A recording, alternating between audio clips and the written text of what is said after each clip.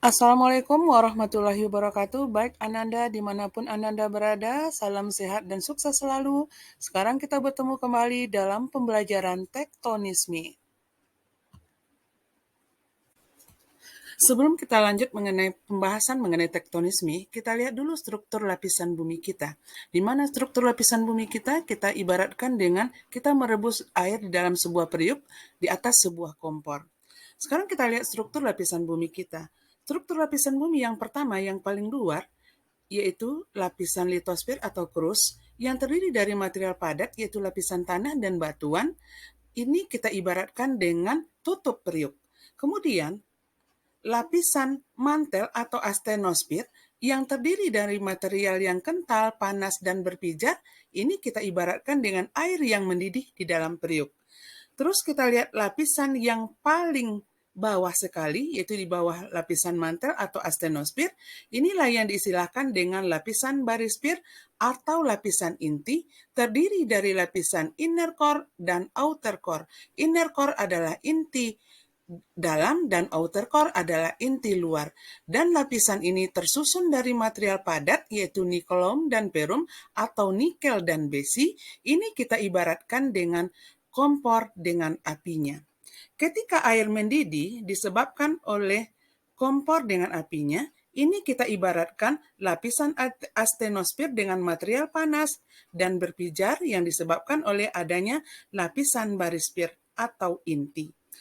Kemudian pada air yang mendidih terjadi arus konveksi yang bergerak naik, sehingga tutup periuk juga naik.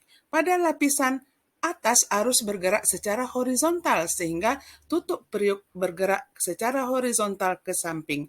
Hal ini kita ibaratkanlah dengan lapisan mantel atau astenosfer dengan arus konveksinya yang menyebabkan lapisan crust atau litosfer tidak stabil. Kemudian ketika air mendidih, tutup periuk bergerak dan bergeser.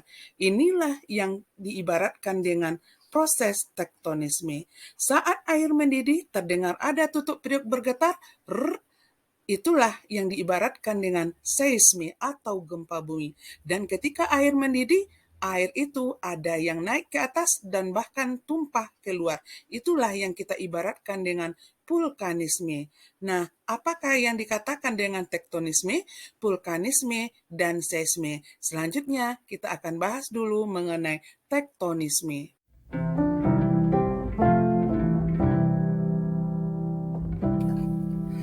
Oke, baik. Pembahasan kita selanjutnya yaitu mengenai tektonisme. Apa yang dikatakan dengan tektonisme? Tektonisme merupakan pergerakan dan pergeseran kulit bumi baik secara vertikal ataupun secara horizontal. Proses tektonisme bisa dibedakan atas dua, yakni epirogenetik dan orogenetik. Apa pula yang dikatakan dengan epirogenetik? Epirogenetik merupakan gerak naik atau turunnya daratan atau kontinen yang berlangsung dalam waktu yang lambat meliputi wilayah yang luas. Gerak epirogenetik dapat dibedakan atas dua, yakni epirogenetik positif dan epirogenetik negatif. Sedangkan orogenetik adalah proses pembentukan pegunungan akibat pengaruh gaya endogen, gempa tekanan, atau tumbukan serta pengangkatan sehingga terbentuk pegunungan lipatan dan pegunungan patahan. Pada pembahasan sebelumnya kita sudah melihat yaitu epirogenetik itu terdiri atas dua, yaitu epirogenetik positif dan epirogenetik negatif. Sekarang kita lihat epirogenetik positif. Apa yang dikatakan dengan epirogenetik positif? Epirogenetik positif yaitu gerak turunnya daratan atau kontinen sehingga seolah-olah air laut naik. Dampaknya daratan atau kontinen semakin sempit dan lautan semakin luas. Hal ini dapat kita lihat pada gambar berikut. Ini ada gambar yang pertama yaitu kondisi awal. Kita lihat di sini ada titik A, ada titik B. Pada gambar awal ini titik B, air laut itu sampai pada titik B. Sedangkan pada gambar kondisi akhir, air laut sudah mencapai titik A. Ini disebabkan oleh gerak turunnya daratan sehingga seolah-olah air laut naik.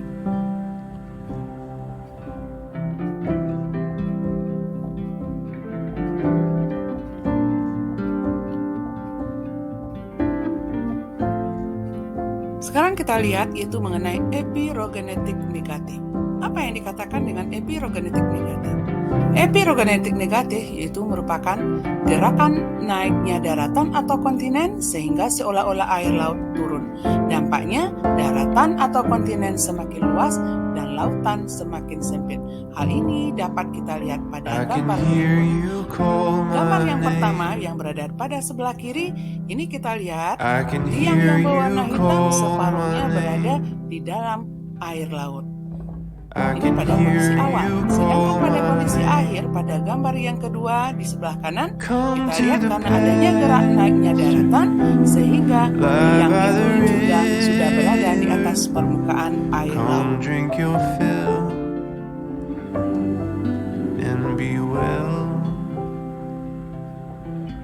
Untuk slide terakhir, kita akan melihat contoh gerak epirogenetik positif dan gerak epirogenetik negatif. Sekarang kita lihat dulu contoh gerak epirogenetik positif. Yang pertama yaitu turunnya pulau-pulau di Kepulauan Maluku dan Kepulauan Banda. Yang kedua, turunnya muara sungai Hudson di Amerika. Yang ketiga, turunnya lembah sungai Kongo di Afrika. Yang keempat, tenggelamnya benua Gondwana. Yang kelima, terjadinya pengendapan di muara sungai Mississippi. Dan berikutnya contoh gerak epirogenetik negatif. Yang pertama, naiknya Pulau Timor dan Pulau Buton. Yang kedua, naiknya dataran tinggi Colorado di Amerika Serikat. Yang ketiga, naiknya Pulau Simelu bagian utara saat terjadinya gempa Aceh 24 Desember 2004. Dan yang terakhir, naiknya pantai Stockholm sekitar 1 meter setiap 100 tahun di negara Belanda.